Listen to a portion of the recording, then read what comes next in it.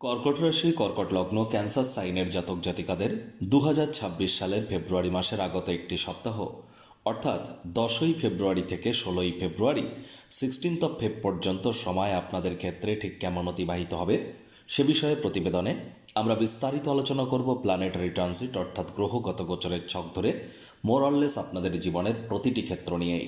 তবে তার আগে আপনাদেরকে জানাবো 13 তারিখ একাদশের দিনই কিন্তু থাকছে কুম্ভ সংক্রান্তি, অর্থাৎ সূর্য মকর রাশি ত্যাগ করে কুম্ভ রাশিতে গোচর করবে।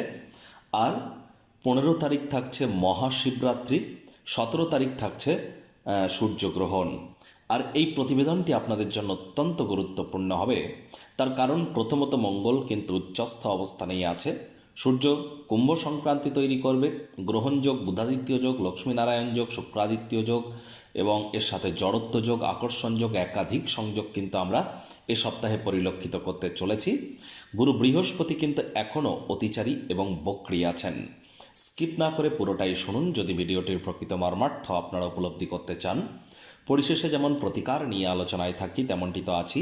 আলোচনাটি ইন জেনারেল হবে, অর্থাৎ এই পৃথিবীতে যতজন কর্কট রাশির জাতক জাতিকা আছেন আলোচনাটি তাদের প্রত্যেকের জন্য।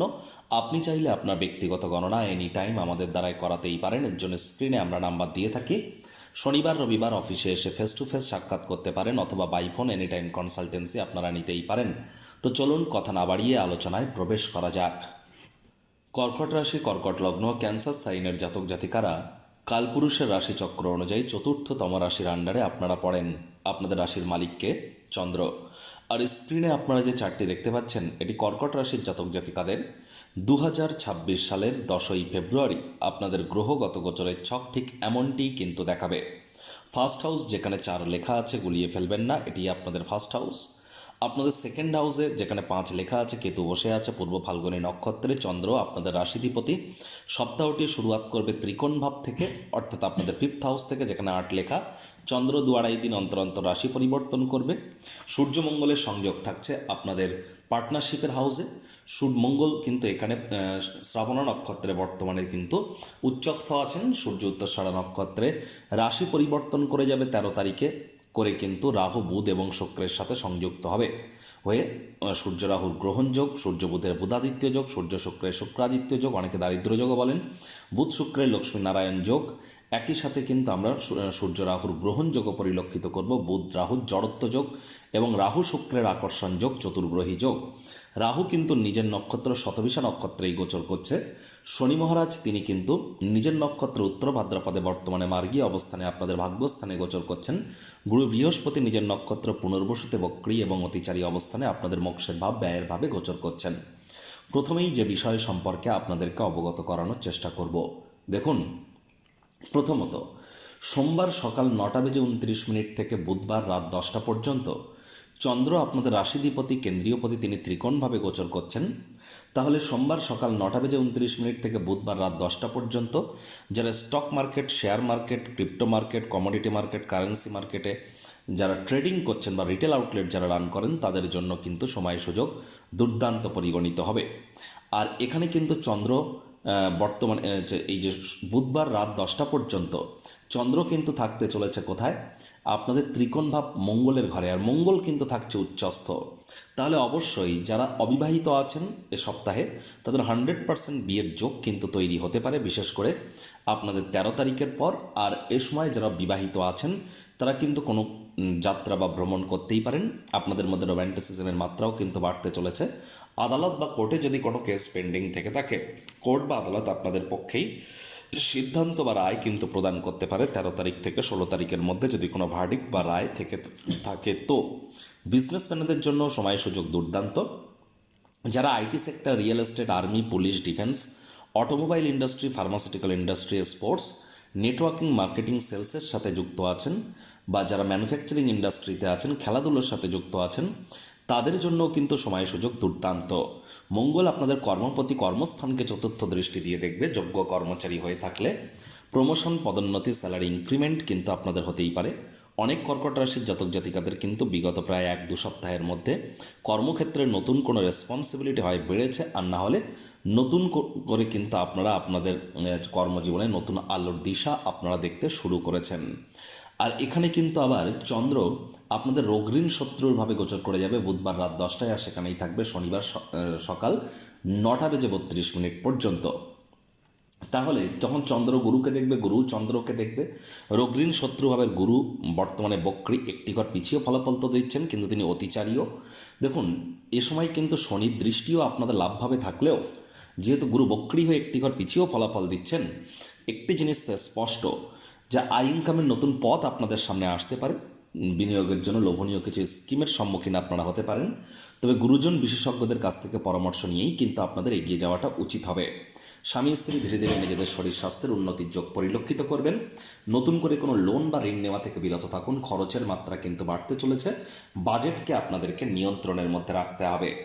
আরও একটি গুরুত্বপূর্ণ পরিবর্তন, শনিবার সকাল 9:32 চন্দ্র গোচর করে মঙ্গলের সাথে সংযুক্ত হবে আপনাদের পার্টনারশিপের হাউসে, আর সেখানেই থাকবে সোমবার সন্ধ্যে 6:13 পর্যন্ত।